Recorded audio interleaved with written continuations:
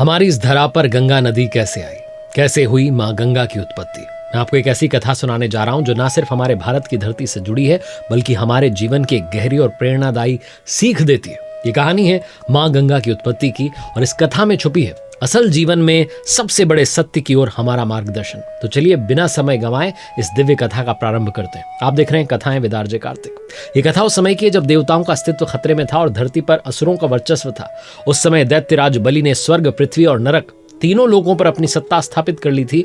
बलि अपने गुरु शुक्राचार्य के मार्गदर्शन में बहुत बड़ा यज्ञ करवा रहे थे और अपने दानवीर होने की वजह से सभी से प्रशंसा प्राप्त कर रहे थे। बलि के इन यज्ञों और दान दक्षिणाओं ने उनकी शक्ति को और बढ़ा दिया था और ये भूल गए थे कि दानवीर होने का अहंकार देवताओं के लिए घातक हो सकता है। स्वर्ग के देवता जो कभी शक्ति के स्वामी थे अब बलि के राज्य में दबे हुए थे और उन्हें अपनी सुरक्षा के लिए असुरों से मदद लेनी पड़ रही थी। असुरों के आतंक से त्रस्त होकर देवता जब भगवान श्री विष्णु के पास मदद के लिए पहुंचे तो प्रभु ने उन्हें अपने अवतार की योजना समझाई। वामन अवतार वो अवतार था जिसमें भगवान विष्णु ने एक छोटे से ब्राह्मण बालक का रूप लिया। उनका उद्देश्य था असुरों के अहंकार को तोड़ना, देवताओं को पुनः स्वर्ग दिलवाना। जब वामन देव दैत्यराज बलि के यज्ञ स्थल पर पहुंचे तो वहां एक अजीब सा दृश्य था। सभी लोग वामन देव को देखते ही हंसी में डूब गए क्योंकि एक छोटे से ब्राह्मण बालक से बड़े राजाओं और असुरों को डरने की बात समझ नहीं आ रही थी। बलि ने वामन देव का स्वागत किया और पूछा कि क्या चाहते हो ब्राह्मण बालक, तुम्हारे लिए क्या मांगने का समय है।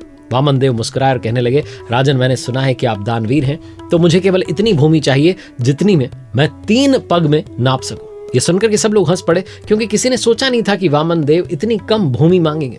बलि जो अपने दानवीर होने पर बहुत गर्वित थे उन्होंने कहा, बिल्कुल तुम जितनी भूमि मांगना चाहो तुम्हें दे दी जाएगी। लेकिन वामन देव 3 पग की भूमि पर अड़े रहे। फिर वही हुआ जो किसी ने सोचा नहीं था। जैसे ही बलि ने वचन लिया वामन देव ने अपने छोटे से रूप को छोड़कर विराट रूप धारण किया और यह दृश्य किसी आकाश गंगा से कम नहीं था। वामन देव इतने विशाल हो गए कि स्वर्ग कांप गया। लोगों की नजरें चकित थी, हर कोई भयभीत था। वामन देव ने पहले पग में धरती, दूसरे पग में आकाश नापा और तीसरे पग के लिए जैसे अपना पैर उठाया बलि के पास रास्ता नहीं था। हाथ जोड़कर कहा, प्रभु आप तीसरे पग में मुझे नाप लें और मेरा सिर आपके चरणों में हो क्योंकि आपके सामने मेरा अहंकार शून्य है। जैसे ही वामन देव ने अपना तीसरा पग उठाया उनका अंगूठा आकाश से टकराया और एक अद्भुत दृश्य हुआ।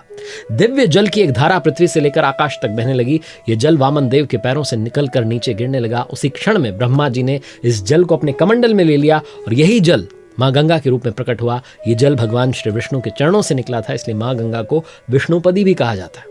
माँ गंगा का जन्म तब हुआ तो ये जलधारा न केवल दिव्य थी बल्कि इसका हर कण पवित्रता और अमृत से भरा था। इस जल की शक्ति बहुत अधिक थी और इसे पृथ्वी पर लाना एक विशाल कार्य था। अब कथा में आता है भागीरथ का नाम। भागीरथ एक महान तपस्वी थे। उन्होंने माँ गंगा को पृथ्वी पर लाने के लिए कठोर तपस्या की ताकि अपने पूर्वजों को मुक्ति दिला सके। भगवान शिव से माँ गंगा की जलधारा को धरती पर आने की अनुमति मिली, लेकिन माँ गंगा का वेग इतना शक्तिशाली था कि पृथ्वी पर गिरने में कोई भी प्राकृतिक शक्ति इसे सहन नहीं कर सकती थी। तब भगवान शिव ने अपनी जटाओं में गंगा को समाहित किया। उन्हें गंगाधर कहा जाता है क्योंकि उन्होंने गंगा को अपनी जटाओं में रखा।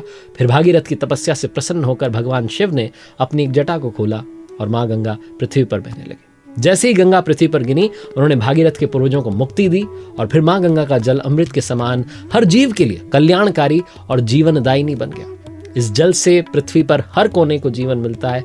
यही कारण है कि गंगा को देव नदी कहा जाता है। तो ये थी माँ गंगा की उत्पत्ति की कथा। एक ऐसी कथा जो न केवल हमारे जीवन को पवित्र करती है बल्कि हमें याद दिलाती है कि सच्ची तपस्या और भक्ति से किसी भी कार्य को पूरा किया जा सकता है। आप सभी का धन्यवाद। हर हर महादेव। जय माँ गंगे।